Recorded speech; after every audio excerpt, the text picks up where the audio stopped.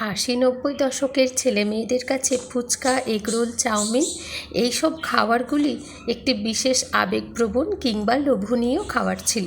তবে এখন বাচ্চাদের মধ্যে এই আবেগটা খুব একটা বোধহয় আর লক্ষ্য করা যায় না। তবে হ্যাঁ, আবেগ তো রয়েছে, তবে সেক্ষেত্রে খাবারের তালিকাটা বদলেছে। এখন মোমো, পিৎজা আরও কত কী খাবারের প্রতি বাচ্চাদের আকর্ষণটা বেড়েছে। আমার বড় ছেলেরও মোমোটা ভীষণ পছন্দ। তবে এখনকার বাজারে বেশ কয়েকটা পয়সা খরচ করে মাত্র 5 থেকে 6খানা মোমো পাওয়া যায়।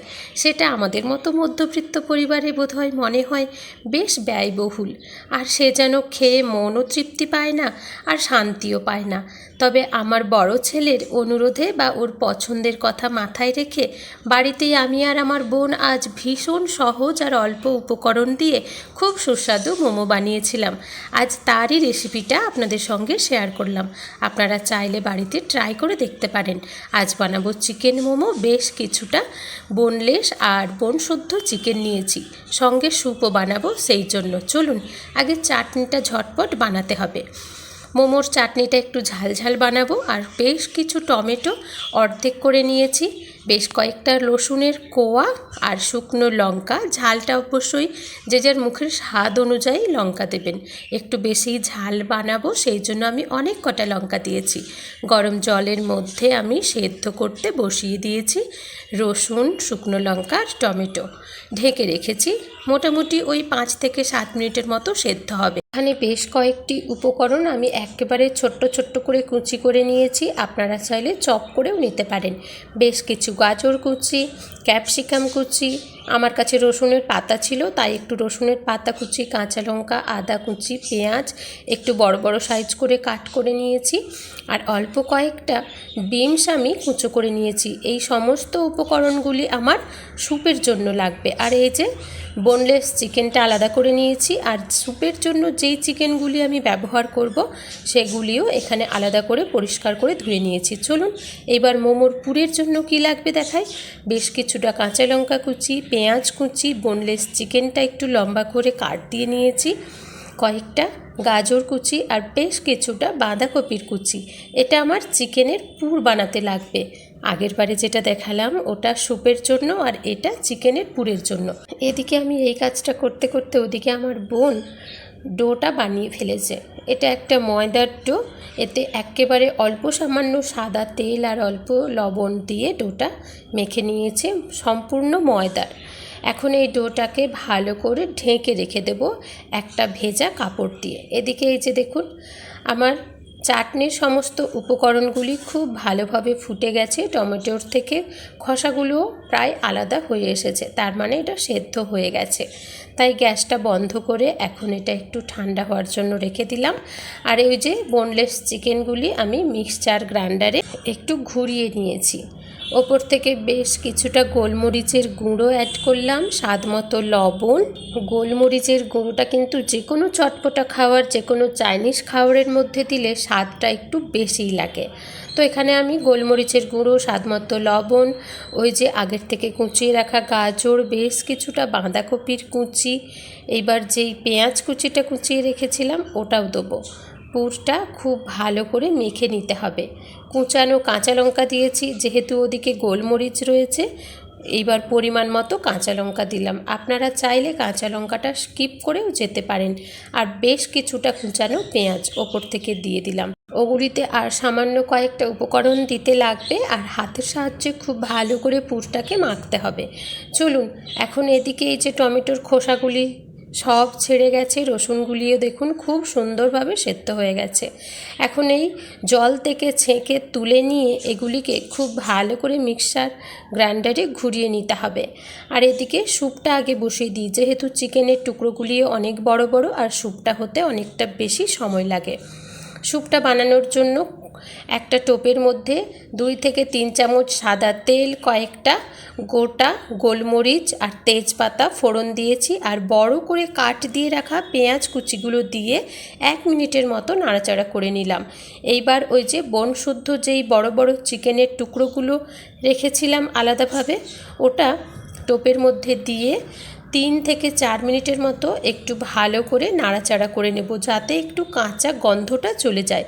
আপনারা চাইলে কাঁচা গন্ধটা কাটানোর জন্য একটু লেবু অথবা ভিনিগার দিয়েও আগের থেকে ম্যারিনেট করে রাখতে পারেন, তবে আমি রেখেছিলাম না। চিকেনের দেখুন কালারগুলি পরিবর্তন হয়ে গেছে, খুব ভালোভাবে নাড়ানো হয়ে গেছে। এইবার ওপর থেকে আমি বেশ কিছুটা পরিমাণে জল দেব, যেহেতু মোমোর স্যুপটা একটু পাতলাই হয়, আর আমরা আজ অনেকগুলো মানুষ আছি, স্যুপটা অনেকটাই লাগবে, তো সেই জন্য পরিমাণ মতো জল দিয়ে দিয়েছি। এইবার ফুট ওঠার জন্য ঢেকে দিলাম। ফুট উঠে গেছে, 4 থেকে 5 মিনিটের মধ্যে পরিমাণ মতো লবণ দিলাম। লবণটা আগেই দেওয়া উচিত ছিল, ঢাকার আগে আমি দিতে ভুলে গিয়েছিলাম। এই যে ওপর থেকে বেশ কিছু দেখুন ফেনা ভেসে উঠেছে, তো এই ফেনাগুলি আমি ফেলে দেবো। ফেনাগুলি নইলে স্যুপ খাওয়ার সময়ও এইভাবে ভেসে থাকবে, দেখতে খুব একটা ভালো লাগবে না। এখন গোলমরিচ আর তেজপাতা পেঁয়াজের সঙ্গে সেদ্ধ হওয়া চিকেনের থেকে দারুণ গন্ধ আসছে। ওদিকে স্যুপটা একটু লো করে দিয়েছি ফোটার জন্য, চিকেনটা সেদ্ধ হবে। আর এই যে সেদ্ধ করে নেওয়া টমেটো, কাঁচা লঙ্কা, রসুন খুব ভালোভাবে পেস্ট করে নিয়েছি। মোমো বানাতে হাতের সামনে থাকা বিভিন্ন উপকরণ দিয়ে বানানো গেলেও কিন্তু ঝামেলাটা বেশ রয়েছে। এই যে এইদিকে সেই পুরটা রেডি করব, আগেই বলেছিলাম পুরটা হাতে মাখতে হবে। মোমোর পুরের মধ্যে স্বাদ মতো লবণ আগেই দিয়ে রাখা ছিল। এখন এই পুরটা মাখার জন্য একটা বড় পাত্রে আমি শিফট করে নিয়েছি, আগের পাত্রটা আমার ছোট ছিল।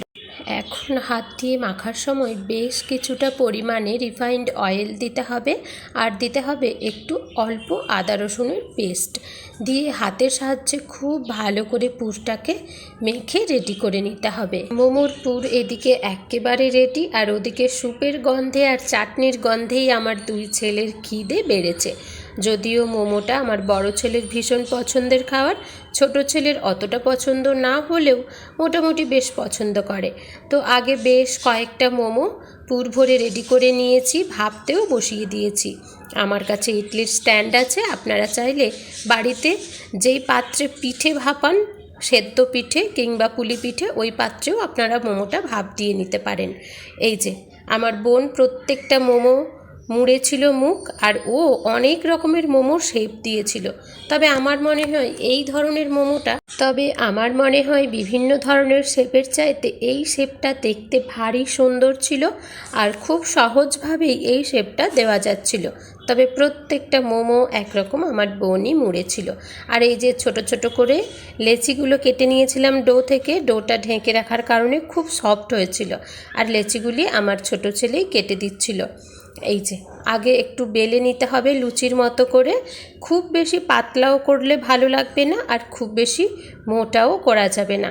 আর তার মাঝখানে পরিমাণ মতো পুর দিয়ে, আর এই যে সুন্দর করে একটু চেষ্টা করলে আপনারাও বানাতে পারবেন। দেখুন সত্যিই কিন্তু এই ধরনের শেপটা দেওয়া ভীষণ সহজ ছিল। তবে আমার বোন আবার চেষ্টা করছিল একটু কারিগরি দেখাতে। তবে হ্যাঁ, ও অনেকগুলি শেপের বানিয়েছিল, আগেই আপনাদের দেখালাম।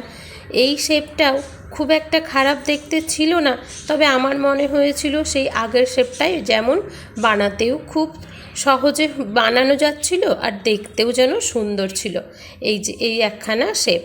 ওদিকে আমার আগের মোমোগুলি প্রায় নামানো হয়েছে, চাটনিটা রেডি করে নিয়ে চলুন। স্যুপও রেডি হয়ে গেছে। চাটনিটা রেডি করার জন্য কড়াতে ওই রিফাইন্ড অয়েলের ওপরে সামান্য একটু হিং ফোড়ন দিয়েছি, আর ওর ওপরে আগের থেকেই সেদ্ধ করে রাখা টমেটো, শুকনো লঙ্কা এবং রসুনের পেস্ট দিয়ে দিলাম। ওপর থেকে আরও একটু ঝাল এবং সুস্বাদু বানানোর জন্য বেশ কিছুটা গোলমরিচের গুঁড়ো দিয়েছি, আর স্বাদটাকে ব্যালেন্স করার জন্য এবার দেবো 2-4 দানা চিনি, আর কালারটা আরও সুন্দর করার জন্য একটু কাশ্মীরি রেড চিল্লি পাউডার দিয়ে দিলাম। দেখুন রেড চিল্লি পাউডারটা দেওয়ার পরে চাটনির রূপটাই পুরো বদলে গেল, খুব সুন্দর লাল টকটকে হয়েছে। আজ আর স্যুপের রেসিপিটা আপনাদের সঙ্গে প্রপারলি শেয়ার করতে পারলাম না, কেননা ছেলেদের এই তাড়াহুড়োর কারণে অর্ধেক ভিডিও করতেই ভুলে গিয়েছিলাম। সে গরম জলে সেদ্ধ করতে দেওয়া চিকেনের ওপরে স্যুপে দেওয়ার জন্য যে সমস্ত সবজিগুলি আমি কেটে রেখেছিলাম কড়াতে হালকা নাড়াচাড়া করে নিয়ে দিয়েছিলাম নামানোর 5 মিনিট আগে। সবজিগুলো খুব বেশি সেদ্ধ হলে ভালো লাগবে না। আর নামানোর আগে বেশ কয়েক চামচ কর্নফ্লাওয়ার দিয়ে ফুটিয়ে নিয়ে স্যুপটা নামিয়ে নিয়েছিলাম। চলুন, এখন আর অপেক্ষা করা যাবে না। ছেলেদের সঙ্গে আমারও কিন্তু বেশ খিদে পেয়েছে। আর আজকের মোমোর পুর থেকে শুরু করে চাটনি, স্যুপ বলা যায় প্রায় প্রত্যেকটাই পারফেক্ট ছিল। তবে এই সমস্ত কিছুর ক্রেডিট কিন্তু আমার বোনকে দিতে হবে, কেননা মোমো তৈরির বিষয়ে আমি খুব একটা পারদর্শী নয়। তবে হ্যাঁ, চোখের সামনে দেখে নেওয়ার পর মনে হচ্ছে হয়তো আমিও করতে পারবো। আপনারাও চাইলে বাড়িতে ট্রাই করে দেখতে পারেন, একটা অসাধ্য কাজ নয়। চলুন তাহলে আমার আজকের এই ছোট্ট রেসিপির ভিডিওটি এখানেই শেষ করছি। আমার আজকের এই ছোট্ট রেসিপির ভিডিওটি আপনাদের কেমন লাগলো পারলে একটি কমেন্ট করে জানাবেন, ভালো লাগলে একটি লাইক করে দেবেন। সবাই ভালো থাকবেন, সুস্থ থাকবেন। ধন্যবাদ।